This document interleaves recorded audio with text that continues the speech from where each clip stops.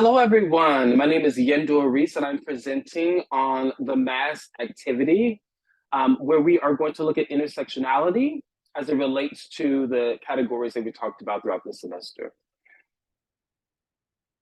So I want to start with the front of the mask. What I did was I chose different symbols for each category, and then those symbols will create a full face. So we start with class. I wanted to choose a clock for the symbol. When I think about class, I think about my grandmother who worked three different jobs as I was growing up. And she worked really, really hard and wasn't able to pay a lot of her bills. I remember several nights of we just eating peanut butter sandwiches because we couldn't afford anything else. And I think that that is a testament to the unbalanced structure of class, that a woman would work that hard to put food on the table and still wasn't able to do that some nights. I'm eternally grateful to her. Um, but she died really early. She died at 65. And I think I feel in my heart it is because she worked so hard. And housing and access to affordable loans creates poverty. We see this from the studies that were done in the book in 1991. There was a study, the Federal Reserve study, about biases around giving out loans. So she wasn't able to get the loan she needed for housing. And this stress caused other financial stresses in her life, which included putting food on the table. Nationality, I chose a black fist because Black Power, because no matter where I go, I am perceived as black, right? And so that comes with a certain storyline, a narrative that is out of my control. So the first thing you see is that I'm black, and maybe the second thing you see is that I'm American. The third thing I chose was a question mark for sexual orientation. I think that some people who are from a Christian background or from a conservative background may look at my way of life and think he may be confused. He is a male, he should like males. But this is a perspective that is connected to their own experience. Most of these people who have these perspectives are not hanging out with people who are gay. They're not hanging out with family members who are gay, who identify as gay. And so that closed socialization kind of fortifies their perspective that I am confused, that you don't know who you are, and you don't know what you want. But I'm definitely comfortable in my own skin. But I put a question mark for the perception of my sexual orientation. Ability, I put a dancer because every time I go out, people think they had to come to me and ask me, are you a dancer?" I dance, but I'm not a dancer. And this is my privilege. This is my privilege that I'm able to walk in a space where even me being present, people identify me as a dancer. My parents are are not as lucky. My father has a lot of back issues and he's on disability. And when I read the communication tips, I discovered that I have a lot of biases against my parents around dependence because they are dependent on the government. And I realized that there was an unconscious bias of me having a negative connotation connected to dependence. My mother is a stay-at-home nurse with him, and so she works, but she works as his nurse. And so I have a lot of issues with that. And it came out in the reading for me. But I put a dancer and I created hair for the mustache with that symbol. The next symbol is a work boot for gender because there's nothing more masculine to me than a work boot, than a construction worker. The book talks about social categorization and how we're born into these constructs, these social constructs of gender, and then we are taught how to act in those genders. When I was growing up, I didn't have a father. I was raised around women, and I used to go home when I got made fun of for being effeminate. I used to go home and practice how to be a boy. I used to practice how to talk, make my voice lower, what to talk about, how to walk. try to not talk with my hands, which I'm trying to do now, um, and trying to be masculine. And obviously, as I got older, I knew that I came to the realization I was perfect just the way that I was. Age, I put a little face tattoo of the calendar day 30 because people assume that I'm younger than I am. Thank you very much. And I think also this plays into the intersection of being Black because there is a stereotype that Black people age well, which is a positive stereotype that I will take, right? The saying is Black don't crack. But I appreciate that, and I always get comments that I look younger than I am, so I put the number 30. Ethnicity, the symbol I chose was chains because I think when people see me, they think of being a persecuted uh, uh, section of people, persecuted group of people, a persecuted minority group, and I think of slavery.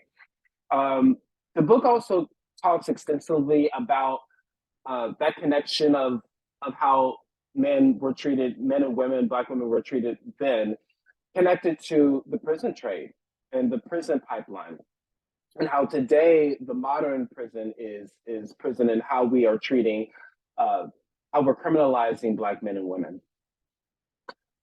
So race, I chose a man behind bars, kind of similar to the reason why I chose the other one because I believe that my race to other people is connected to a narrative that is dangerous, criminal, not trusted, savage, rapacious beast is what the book talked about. Were these narratives about Black men, and I recognize that. And my mom had a conversation with me when I was very young that you're different. You're different than other kids. You can't do everything that your white friends do, right?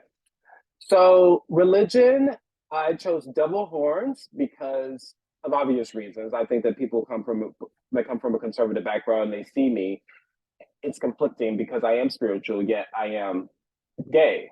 And there's an intersectionality again with religion and my sexual orientation.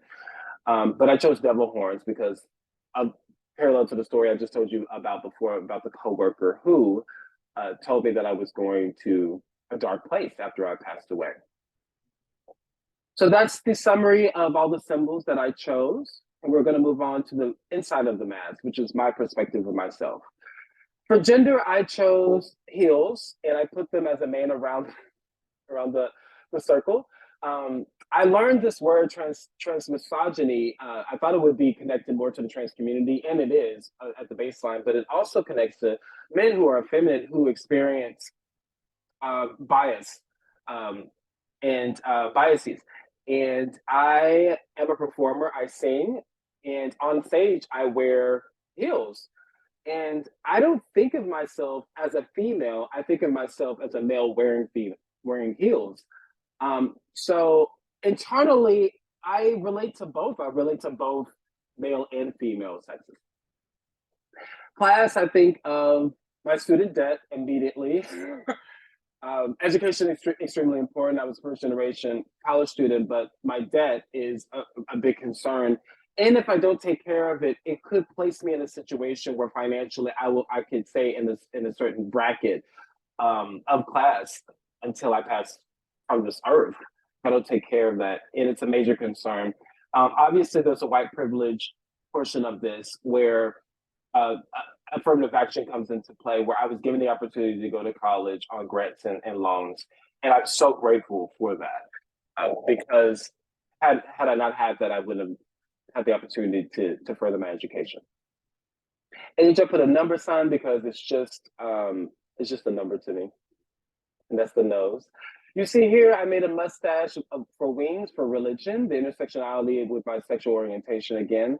I turned the wings upside down to make a mustache. I am spiritual. There was a lot of years where I was in a dark place and I found sobriety. I've been sober almost 9 years now. And through that process, I've reconnected with a power that's greater than me. Ability, I put sing.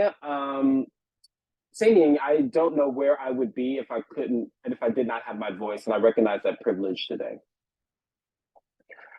Class, I put bags. I'm very proud of this. I put bags of money and I put them sideways and turned them into a tie. The money is on fire because I'm when I think of class again, I think about my grandmother who worked so hard and had nothing saved. Um, and I think about that in terms of class and what kind of price bracket they put her in as she was just cleaning and scrubbing floors.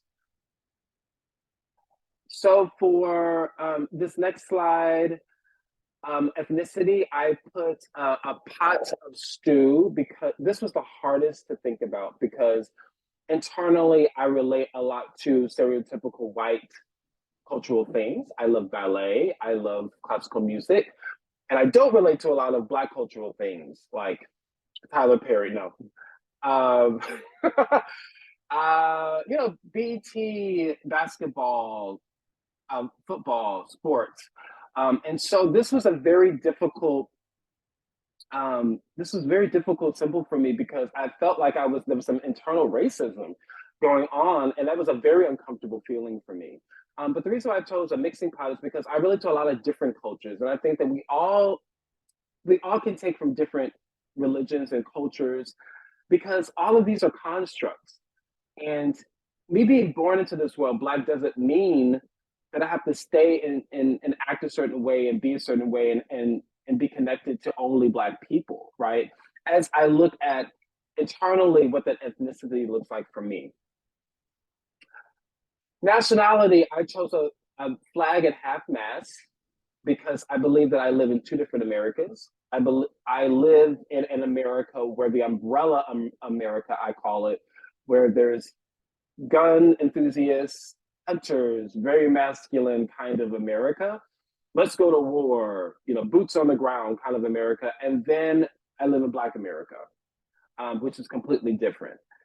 And I think a flag at half mast is a perfect example of that because of the violence that happens, and only America at the rate that it's going, it's only going to keep going. It just now surpassed school shootings have just surpassed car deaths for children.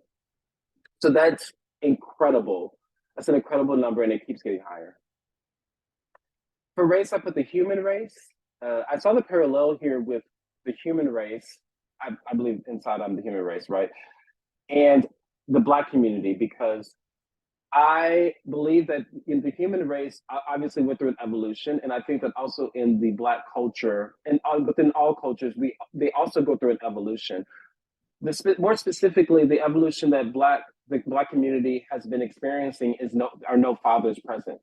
100% of my Black gay friends did not have a father growing up. 100%. So looking at that, I have to be aware that that has to have an effect on who I am. And that collective trauma is something that me and my friends talk about and we discuss and we process together. But it's definitely connected to my race. It happens a lot in the Black community. For sexual orientation, I identify as gay male, so I put two X's, and they are eyebrows. And that's my face. So that's a summary. Thank you so much for tuning in. I can't wait to hear everyone else's contribution to this project. This has been very enlightening for me, and I can't wait to see everyone in class. Thank you so much.